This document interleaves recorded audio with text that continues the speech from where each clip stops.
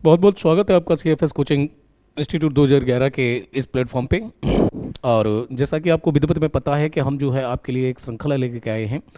जीव विज्ञान के प्रश्न है जिसमें हमारी कुल 20 टेस्ट सीरीज हैं और 20 टेस्ट सीरीज से 400 प्रश्न हम आपको वो देंगे जो अगर आप जो सितंबर में आपका एग्ज़ाम होगा जिसमें आप बैठेंगे जाके तो आप याद रखेंगे इस चीज़ को कि हाँ बिल्कुल ये हमारा ये सटीक हुआ था बिल्कुल। क्योंकि हम जो विभिन्न परीक्षाओं में आए हुए प्रश्न हैं उन्हीं को आपको रिपीट कराते हैं। आज हमारा टेस्ट सीरीज नंबर कौन सा है? 13 है 20 में से। तो देखते हैं आज का हमारा प्रश्न कौन सा है। तो आज हम कोशिका कोशिका जीवन की मूल इकाई, तो कोशिका के संदर्भ में देख रहे हैं।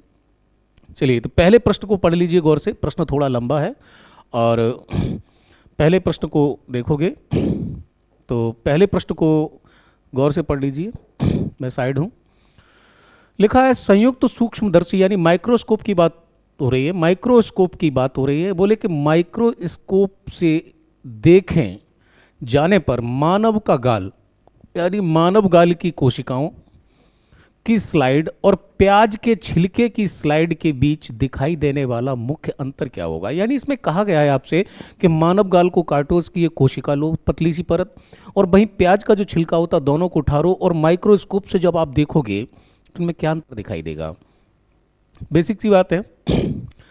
गाल की कोशिकाओं में लवक की उपस्थिति, प्याज के छिलके की कोशिकाओं में कोशिका भित्ति की उपस्थिति, मानव गाल की कोशिकाओं में कोशिका भित्ति की उपस्थिति, प्याज के छिलके की कोशिकाओं में माइटोकॉन्ड्रिया की उपस्थिति।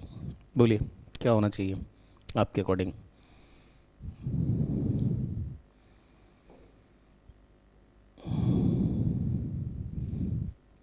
तो ध्यान देना, आपको पता है कि प्याज जो है वो किस में आएगा? वो आएगा पादप कोशिका में, ठीक। और मानव का जो गाल आएगा वो किस में आएगा? जंतु कोशिका। ये क्या होगी? जंतु कोशिका। और यदि आपने थोड़ा भी अध्ययन किया तो आपको अच्छी तरह से पता होगा कि दोनों को, जंतु कोशिका और पादप कोशिका जो अलग करती है वो एक ही चीज होती है। वो क्या होती है? कोशिका भित्ति। और जो सबसे जटिल पदार्थ की बनी होती है जिसे क्या कहते हैं? सेल्यूलोज, ठीक। एक जटिल पदार्थ होता है। तो आंसर आपका यहां से क्या होना चाहिए? आंसर होना चाहिए आपका 2। थोड़ा सा लॉजिक लगाएंगे अपने आप क्वेश्चन आपका सॉल्व हो जाएगा। चलिए अगले क्वेश्चन की ओर बढ़ते हैं। क्वेश्चन नंबर 2 है प्रकेंद्रीय कोशिका, इसे प्रायोकैरियोटिक कोशिका बोलते हैं। प्रकेंद्रीय की कोशिका की कुछ विशेषताओं का उल्लेख नीचे किया गया है। दिए गए विकल्पों में से गलत विकल्प का चयन करना है। तो इसमें से जो गलत विकल्प होगा उसमें देखो, बैक्टीरिया की जो कोशिका होती है वो प्रकेंद्रिकी की कोशिका होती है। तो पहला वाला तो आपका कैसा हो जाएगा? बिल्कुल सही होगा, ठीक। चुनना क्या है? गलत। तो बैक्टीरिया की कोशिका कैसी होती है? सबसे छोटी होती है, बिल्कुल। इसमें गुणसूत्र भी एक होता है। इसका नाभिकीय क्षेत्र में जो केंद्र काव है, इसका नाभिकीय क्षेत्र है वो क्या कहलाएगा? केंद्र काव कहलाता है। ये बात भी सही है। ये बात गलत है कि झिल्लीबद्ध कोशिकाओं की मौजूदगी, ठीक, ये नहीं है। तो जो प्रोकैरियोटिक कोशिका की बात चली हमारी, तो उसके संदर्भ में जो स्टेटमेंट दिया हुआ है ये ठीक नहीं है, ठीक। चलिए आगे बढ़ते हैं हम। क्वेश्चन नंबर 3 है आरआरबी ग्रुप डी, ठीक। निम्नलिखित कोशिकाओं का घटक, कोशिकीय घटक को कोशिका के प्रोटीन के कारखाने के रूप में देखा जाता है। तो कोशिका का प्रोटीन कारखाना जो होता है, जो एटीपी बनता है, वो कहाँ बनता है? राइबोसोम। उसको क्या बोलते हैं? ए टी और पी, ठीक। आइए आगे देखते हैं। कोशिका में 6 कार्बन वाले अणु ग्लूकोज के 3 कार्बन वाले अणु पाइरोवीट में विखंडन की प्रक्रिया कहाँ पर होती है? यानी कि आप देखते हो तो कितना होगा? 6 कार्बन वाले अणु और ग्लूकोज के 3 कार्बन वाले अणु पाइरुवेट में क्या हो जाते हैं? विखंडित हो जाते हैं। यह प्रक्रिया होती कहाँ है? क्या है प्रक्रिया? कोशिका द्रव्य में होती है। हो सकता है वहाँ घुल जाते हो, ऐसा नहीं है, यहाँ नहीं होता है। क्या है प्रक्रिया? हरित लवक में होती है। नहीं, हरित लवक पत्तियों में मौजूद होता है, जिसका मुख्य कारण क्या होता है कि क्लोरोफिल। और क्लोरोफिल का भी क्या? मैग्नीशियम। प्रकाश संश्लेषण के लिए जो सबसे आवश्यक है वो क्या होता है? हरित लवक। इसका कोई रोल नहीं होता है। गोल्जी काय कोशिका का सबसे बड़ा अंग होता है। यहाँ ऐसा कुछ नहीं है। ये जो प्रक्रिया घटित होती है वो होती है कहाँ पर? माइटोकॉन्ड्रिया में, ठीक। चलिए आगे बढ़ते रहिए। अब देख लेते हैं कोशिका के केंद्र के अतिरिक्त निम्न में से किन दो कोशिकाओं को अपने डीएनए और राइबोसोम होते हैं। Very good. केंद्रक के अतिरिक्त इनमें से किन दो कोशिकाओं के अपने डीएनए और राइबोसोम होते हैं। लवक और माइटोकॉन्ड्रिया, माइटोकॉन्ड्रिया और लाइसोसोम, कवक और गोल्जी काय, लवक और गोल्जी काय, माइटोकॉन्ड्रिया और गोल्जी काय। बोलिए किन के अपने डीएनए और राइबोसोम होते हैं अपने आप में। ठीक, सोचिए। लेवल थोड़ा डीप है लेकिन नहीं, उसी स्तर से आपको पढ़ना पड़ेगा क्योंकि कंपटीशन बहुत हार्ड है। ठीक, 1.5 करोड़ लोगों से सामना है। आप सोचो कि बिल्कुल हलवा टाइप के क्वेश्चन रख दे तो ऐसा तो नहीं होगा। इसलिए PYQ सबसे बेस्ट रहता है आपके लिए कि एक बार उसका अगर आपने रिवीजन कर लिया तो वो सबसे बेस्ट रहेगा आपके लिए। लवक और माइटोकॉन्ड्रिया, माइटोकॉन्ड्रिया और लाइसोसोम, लवक और गोल्जी काय, बोलिए किस में होते हैं। तो ध्यान देना, माइटोकॉन्ड्रिया और गोल्जी काय के अपने डीएनए और राइबोसोम होते हैं। ठीक, चलिए अगले प्रश्न की ओर बढ़ते हैं। क्वेश्चन नंबर 6 है, निम्नलिखित में से किन कोशिकांगों को कोशिका की आत्मघाती थैली यानी सुसाइड बैग, इसको समझना, इसको कई बार क्या लिख देता है, सुसाइड बैग भी लिख देता है, थैली। एक्चुअली गोल्जी काय ये भी एक संरचना होती है कोशिका के अंतर्गत। जब आप चलेंगे तो कोशिका के अंतर्गत एक संरचना आपको देखने को मिलेगी। तो विभिन्न सारी संरचनाएं जो होते हैं उसमें एक भी संरचना ये होती है, तो ध्यान देना राइबोसोम नहीं, ये तो प्रोटीन प्रोवाइड करवाएगा आपको। गोल्जी काय ये महत्वपूर्ण अंग है। अंतः प्रद्रवी जलिका, एक थैली ऐसी होती है जिसमें कुछ ऐसा द्रव्य भरा होता है कि जब वो फट जाती है तो वो पूरी कोशिका को ही खा जाती है। यानी कि वो द्रव जो है, अगर वो थैली फटी तो फटने के बाद में उससे ऐसा कुछ पदार्थ निकलता है जो संपूर्ण कोशिका को क्या कर देता है, नष्ट कर देता है। और ऐसी थैली का जो नाम है वो आप सही समझे, वो क्या है, लाइसोसोम। इसे बोलते हैं आत्महत्या की थैली या फिर सुसाइड बैग। चलिए, माइटोकॉन्ड्रिया में ऑक्सीजन की मदद से पाइरूवीट के विघटन के दौरान कार्बन डाइऑक्साइड के कितने अणु बनते। अभी पिछले प्रश्न पर आपने देखा था, क्या पूछ रहा है, CO2 के कितने अणु बनेंगे, CO2 के कितने अणु बनेंगे जब क्या होगा, पाइरूवीट का विघटन होगा। तो अभी देखा था 6 और ग्लूकोज के 3। तो इसमें से बताइए कितने बनेंगे, यानी यहां जो बनते हैं वो कितने बनते हैं, 3 बनते हैं। ठीक, चलिए प्रश्न नंबर 8 है, रुकते हैं थोड़ा सा। निम्न में से कौन सा ऊतक त्वचा के नीचे और आंतरिक अंगों में के बीच पाया जाता है। अगर आपको प्रश्न का उत्तर आ रहा है तो आप फॉरवर्ड कीजिए, नहीं तो फिर रुकिए और देखिए क्या है। यानी त्वचा के नीचे बात कहाँ की हो रही है, यानी कि जो हमारी स्किन है, अगर त्वचा की बात करें, त्वचा के नीचे ऊतक, ठीक, और आंतरिक अंगों में, कहाँ पर, आंतरिक अंगों में। ठीक, तो कौन सा पाया जाता है, बोलिए। सबसे पहले तो आप ध्यान रखना है कि त्वचा मानव शरीर का सबसे बड़ा अंग है। ठीक, और इसमें 2 प्रकार की ग्रंथियां पाई जाती हैं, एक श्वेत ग्रंथियां, एक लाल ग्रंथियां। लाल ग्रंथियां त्वचा में क्या करती हैं, ऑयल की सप्लाई करती हैं ताकि वो सॉफ्ट रहे। श्वेत ग्रंथियां त्वचा से जो है हीट को बाहर निकालती हैं पसीने के रूप में।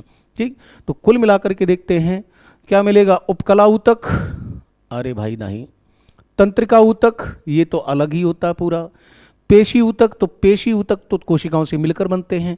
क्या मिलेगा आपको, फैट मिलेगा।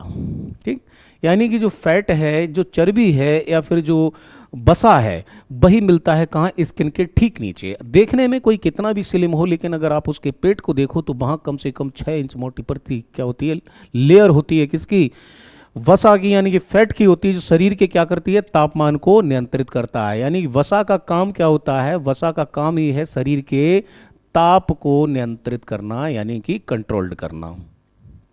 ठीक, तो आंसर इसमें आपका होगा वसा तक। निम्न में से किस प्रकार के उपकला ऊतक फेफड़े की कूपिकाओं के अस्तर का निर्माण करते हैं। तो सबसे पहले तो देख लीजिए कि हमारे जो फेफड़े होते हैं उनका आकार कुछ इस तरीके का होता है। ठीक, यानी कि मानव में कितने फेफड़े होते हैं, 2 फेफड़े हैं। ठीक, ये 2 फेफड़े होते हैं, इनके जो नीचे जो हैं इन्हें बोलते हैं कूपिकाएं, और यही होते हैं क्या, डायफ्राम। ठीक, ये डायफ्राम होते हैं जो कहाँ पाए जाएंगे, ये सबसे निचले वाले हिस्से में पाए जाते हैं, और यहाँ पर होती है आपकी श्वास नली। ठीक, एक बार में जब आप लेते हो तो क्या जाती है, CO2 यानी कि O2, ये ऑक्सीजन कहाँ पहुंचेगी, ये डायरेक्ट यहाँ पहुंचेगी, और ये उससे क्या करेंगे, इसके जो छिद्र हैं उनमें जो डायफ्राम होते हैं, जैसे सोख्ता होता है या स्पंज होता है जिस प्रकार से, उसमें छोटे छोटे छिद्र होते हैं, तो जो O2 जाती है यानी ऑक्सीजन जाती है वो उनमें क्या होती है, एकत्रित हो जाती है। अब रही बात ये कि ये उत्सर्जित किसको कर देंगे, तो यहाँ से जो निकालना स्टार्ट करते हैं तो वो श्वास नली के माध्यम से निकाल किसको देते हैं, CO2 के निकाल देते हैं। और यही क्या होती हैं, फेफड़े की क्या होती हैं, कूपिकाएं। कूप समझते हो, कूप कहते हैं कुएं को, और उसी से क्या बना है, कूपिकाएं। और कूपिकाओं का भी क्या पूछा हुआ है इससे, अस्तर, यानी अस्तर किसी चीज पर चढ़ाया जाना, तो वो किसका होता है, सल्की, स्तंभाकार, घनाकार, पक्षाभी स्तंभाकार। ऐसा नहीं कि जो सबसे टफ लग रहा हो आंसर वही होगा, नहीं, ये कैसी होती हैं, सल्की होती हैं, यानी सल्की। सल्की का मतलब इन कूपिकाओं का जो आकार होता है वो कैसा होता है, वो कुछ मिला के इस प्रकार से होता है। ये छोटे छोटे छिद्र होते हैं सल्की टाइप के, जो कहाँ होते हैं, फेफड़ों के हमारे इस वाले अंग में जो है पाए जाएंगे। तो ये वाला जो हिस्सा है ये बनता है फेफड़ों का लास्ट वाला, ठीक। और सामान्यतः एक मनुष्य के फेफड़े का जो अगर व्यास देखें तो व्यास होता है 2.5 मीटर, ठीक। और फेफड़े सबसे ज़्यादा प्रभावित होते हैं वो किससे होते हैं, वो एक रोग होता है उसको होते हैं ना टर्बोवैक्यूलस, ठीक, टीबी से। चलिए आगे बढ़ते हैं। अगला क्वेश्चन है, निम्नांकित चित्र में दर्शाए गए पादप कोशिका में हम अपशिष्ट पदार्थ, गौर से देखना किसकी बात हो रही है, बात हो रही है किसकी, हमारी अपशिष्ट पदार्थ की, यानी कि जो अपशिष्ट पदार्थ। और कल ही कहा था कि अपशिष्ट पदार्थ का मतलब क्या होता है, गोंद, ठीक, या फिर अन्य चीजें होती हैं। उत्पाद कहाँ पा सकते हैं, तो सबसे बाहरी वाली परत है, इसमें तो नहीं होगा क्योंकि बात है कोशिका की। कोशिका के अंदर नहीं होगा तो हम 2 से भी नहीं दिखा सकते हैं। ये जो पदार्थ एकत्रित होते हैं ये कहाँ होते हैं, इस वाले भाग में एकत्रित होते हैं, इसलिए इनको किस तीर से दिखाया जा सकता है, चित्र नंबर 4 से, इनको तीर नंबर 4 से इनको स्पष्ट किया जा सकता है, क्योंकि कोशिका से बाहर जाकर के क्या होता है, अपशिष्ट पदार्थ हैं एकत्रित होते हैं। जैसे कल क्वेश्चन था कि पौधों में ये कहाँ पर होता है, तो छाल में होता है, ठीक है, और जो तना होता है उसमें होता है। चलिए आगे बढ़ते हैं। जब आप किसी पादप कोशिका, कवक कोशिका या जीवाणु कोशिका यानी बैक्टीरिया कोशिका को एक अत्यधिक तनु बाह्य माध्यम में रखते हैं तो पादप कोशिका या कवक कोशिका जल को अवशोषित करेगी किंतु फटेगी नहीं। वेरी गुड, बहुत बढ़िया बात है। यानी क्या करेगी, जल को क्या कर लेगी, अवशोषित करेगी किंतु फटेगी नहीं, ठीक। जबकि जंतु कोशिका फट जाएगी। कौन सी, जंतु कोशिका क्या होगी, फट जाएगी। यानी कि आप देखो तो पूरे में जो बात की गई है कि कोशिका को आपने कहाँ रखा, बाहर रखा, जहाँ बहुत ज़्यादा क्या है, प्रेशर है, यानी कि अत्यधिक तनु बाह्य माध्यम, यानी कि जहाँ पर बहुत हैवी प्रेशर होता है, वहाँ अगर आपने इसको रखा तो उसमें क्या घटना घटित होगी, आपसे इस संदर्भ में पूछ रहा है। क्वेश्चन बहुत लंबा है, देख के घबराइए नहीं, तसल्ली से उसको आप पढ़ने की कोशिश कीजिए। पादप कोशिका का कौन सा भाग उसे आने वाले जल के दाब को सहन करने में सहायता करता है। कॉमन सेंस लगा लीजिए आप, कॉमन सेंस लगा लेंगे आप, यहां पर तुरंत पहुंच जाएंगे। मैंने पहला ही क्वेश्चन था हमारा कि पादप कोशिका और जंतु कोशिका में जो मुख्य अंतर होता है, ठीक, वो किसका होता है, वो आप देखेंगे तो क्या मिलती है इसमें, कोशिका भित्ति, क्योंकि कोशिका भित्ति में ही क्या होते हैं, जाइलम होते हैं, और इसी में क्या होते हैं, फ्लोएम होते हैं। अब आपको पता है कि जाइलम का मेन काम होता है किसकी सप्लाई करना, जल की सप्लाई करना। तो जल के दाब को कौन झेलेगा, यानी कि आप देखते हैं जल को अवशोषित करेगी किंतु फटेगी नहीं। आने वाले जल के दाब को सहन करने में सहायता करता है कौन, ये करेगा आपका जो सेल वॉल, यानी कि कोशिका भित्ति। प्लाज्मा झिल्ली नहीं, कोशिका द्रव्य नहीं, केंद्रक नहीं, ठीक है। चलिए अगला क्वेश्चन है, क्वेश्चन नंबर 12 है, देख लीजिए उसको। उस प्रक्रिया का नाम बताइए जिसके माध्यम से कोशिका झिल्ली में गैसीय विनिमय होता है। क्या कहेंगे इसको, एंडोसाइटिस, एंडोसोटिसिस नहीं कहेंगे, ऑस्मोसिस, अवशोषण या प्रसार। और आपसे पूछा क्या गया यहाँ पे कि उस प्रक्रिया का नाम बताइए जिसके माध्यम से कोशिका झिल्ली में गैसीय, किसका हो रहा है, गैसीय, यानी गैसीय विनिमय होता है। ये बात पूछी गई कि यानी कि क्या होता है गैसीय विनिमय का मतलब, आप एक ही समझे, आदान और प्रदान, वो क्या कहलाता है? विनिमय कहलाता है। तो वो जो प्रक्रिया कहलाती है वो कहलाएगी आपकी क्या? ओस्मोसिस। ठीक, ओस्मोसिस की प्रक्रिया होती है। तो उसके दौरान कोई नहीं सर, आ जाइए, आप बैठ जाइए, कोई समस्या नहीं है। 12वें प्रश्न पे हम कुछ और रह गए हैं, कोई नहीं, कंटिन्यू बने रहिए, सर आए हुए हैं हमारे। ठीक है, ओके। तो कुल मिलाकर के उस प्रक्रिया को श्वसन की प्रक्रिया है, इसलिए क्या कैसी है? गैसीय है। ठीक, आइए अगले प्रश्न पे चलते हैं। हाँ, निम्नलिखित चित्र में दिखाई गई कोशिका पादप में कहाँ पाई जाएगी? अब गौर से देखिए, ये जो कोशिका है ये कहाँ पाई जाएगी? गौर से देख लीजिए। आपको इस प्रश्न को हम बहुत पहले भी कर चुके थे, लेकिन उसमें क्या बोला था? एक बीजपत्री और द्विबीजपत्री वाली बात चल रही थी, लेकिन यहाँ हमने फिर इसको क्या किया है? चेंज कर दिया है। तो आप गौर से देख सकते हैं इसको। तो बोला प्ररोह सिरे, यानी प्ररोह सिरे, मैंने, आप फिर याद कीजिए, मैंने परसों ही बताया था आपको कि ये जो होता है इसे क्या कहते हैं? प्रांकुर, और नीचे जो जड़ आती है इसे कहते हैं मूलांकुर। ठीक, तो वो कह रहा है क्या इस सिरे में पाई जाएगी जहां से पहली पत्ती निकलेगी? नहीं, बात गलत है। बोला क्या ये जड़ों में पाई जाएगी? नहीं। जाइलम, जाइलम का तो काम ही होता है केवल जल का लाना और ले जाना। आप जो देख रहे हो तो ये क्या है? ये बीज अंकुरण है, यानी कि जो ये वाला हिस्सा निकल रहा है, जो ये हिस्सा निकल रहा है जिसे कहते हैं साइटोप्लाज्म, ये जो साइटोप्लाज्म है यही आप देखते हैं क्या है? अंकुरण। यानी कि आप कभी भी, जैसे आप में से कुछ लोग फोर्स वाले होंगे तो वो कभी कभी क्या करते हैं? चने और मूंग को अंकुरित करके खाते हैं। जो अंकुरित करके आप खाते हो, जो अंकुरण निकला हुआ है, वही ये चित्र है, इसे साइटोप्लाज्म कहते हैं और बीज अंकुरण है। ठीक, चलिए आगे देखते हैं हम। अगला क्वेश्चन नंबर 14 है, कोशिकीय श्वसन का पहला चरण जिसमें 6 कार्बन अणु वाले ग्लूकोज का 3 कार्बन अणु वाले पाइरुवेट में विघटन होता है, किस कोशिकांग में घटित होता है? ये अब कम से कम इस सेट में आपने देखा है तो ये कम से कम 3 बार प्रश्न आ चुका है और सभी समझते हैं कि अभी अभी बात चल रही थी। एक शब्द को आप जरूर याद रखना, और वो क्या रखेंगे? पाइरुवेट। एक वर्ड याद रखना है पाइरुवेट, और दूसरा देखेंगे 3 कार्बन, अभी बात थी, और फिर उसके बाद में क्या था? ग्लूकोज था। ठीक, और 6 कार्बन वाले अणु। ठीक, यानी कि ये जो है रिपीटेड था, लेकिन इसमें कुछ चीजें हुई कि ये प्रक्रिया कहाँ घटित होती है। 27 सितंबर 2022 को ये ग्रुप डी के एग्जाम में पूछा गया है। तो देखें, क्या ये केंद्रक में होगा? भाई नहीं, केंद्रक में ये घटना घटित नहीं होती है। तो क्या ये कोशिका द्रव्य में होगा? नहीं, कोशिका द्रव्य में मैं पहले ही कहा था अभी कि आपको लगता होगा उसमें घुल जाते होंगे, उसमें भी नहीं होता है ये। लाइसोसोम नहीं, इसमें नहीं होता, केवल प्रोटीन होता है। ये घटना जो घटित होती है वो कहाँ होती है? वहीं होगी माइक्रोकांड्रिया, और मैं बार बार कह रहा हूं इसे कहते हैं कोशिका का रसोई घर। ये क्या कहलाता है? ये कोशिका का रसोई घर कहलाता है। और यानी कि कहें तो पावर हाउस भी ये बोला जाता है किसका? कोशिका का, क्योंकि भोजन निर्माण की प्रक्रिया जो है वो संपन्न यहीं पे होती है।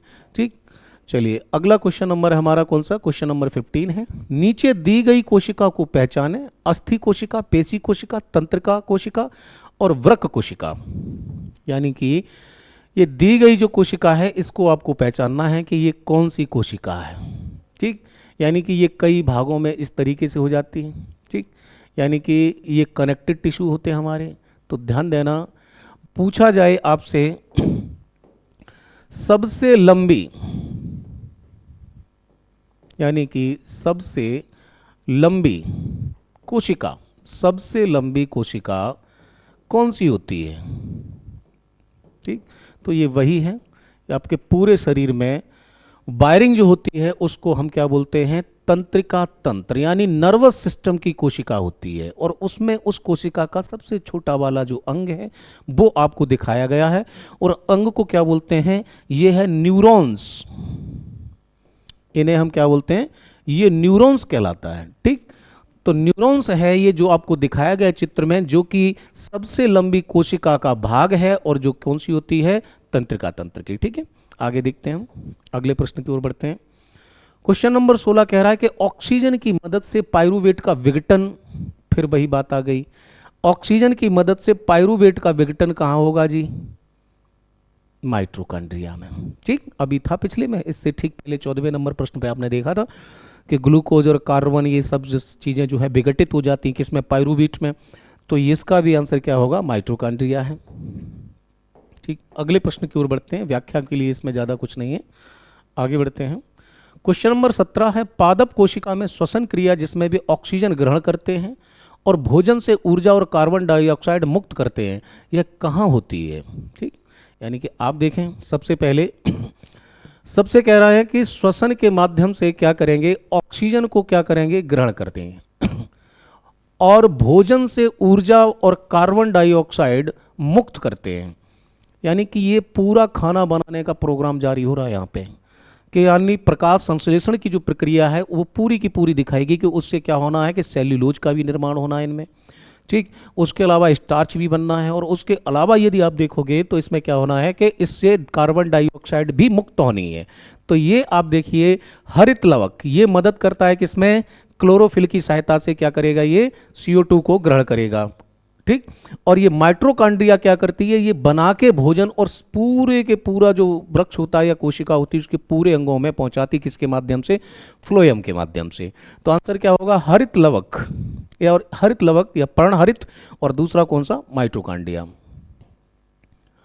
अगला क्वेश्चन है हमारा कौन सा, 18, कुछ जीवाणु प्रकाश संश्लेषण होते हैं, संश्लेषित है, इसमें टाइपिंग मिस्टेक है, मैं क्षमा चाहूँगा, थोड़ा सा संश्लेषित होगा, ठीक, संश्लेषित होते हैं, इन कोशिकाओं में प्रकाश संश्लेषण वर्णक कहाँ होते हैं? तो प्रकाश संश्लेषण के जो वर्णक हैं वो कहाँ होंगे, यानी लवक की बात हो रही है, विशेष झिल्लियों पर, प्लाज्मा झिल्ली के अंतर्वलन में, या हरित लवकों में, कोशिका के कोशिका द्रव्य में। और पूछ किसको रहा है कि कोशिकाओं में जो है कुछ जीवाणु प्रकाश संश्लेषित हैं, ये जीवाणु आपको कहाँ मिल सकते हैं, या बैक्टीरिया की बात हो रही है।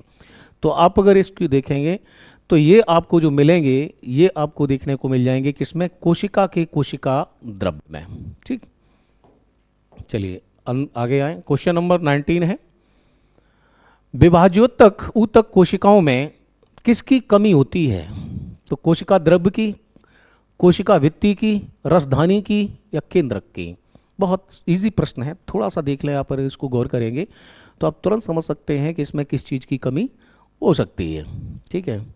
चलिए देखते हैं, आगे बढ़ते हैं। हाँ बिल्कुल सही, कमी होती है किसकी, केंद्रक की, क्योंकि यदि केंद्रक होगा, यदि केंद्रक होगा तो क्या होगा, ये विभाजन यानी जो डिस्प्यूशन है वो हो ही नहीं पाएगा, ठीक है। आज का अंतिम प्रश्न है आपके लिए, स्वतंत्र अस्तित्व में सक्षम जीवन की सबसे छोटी इकाई कौन सी है?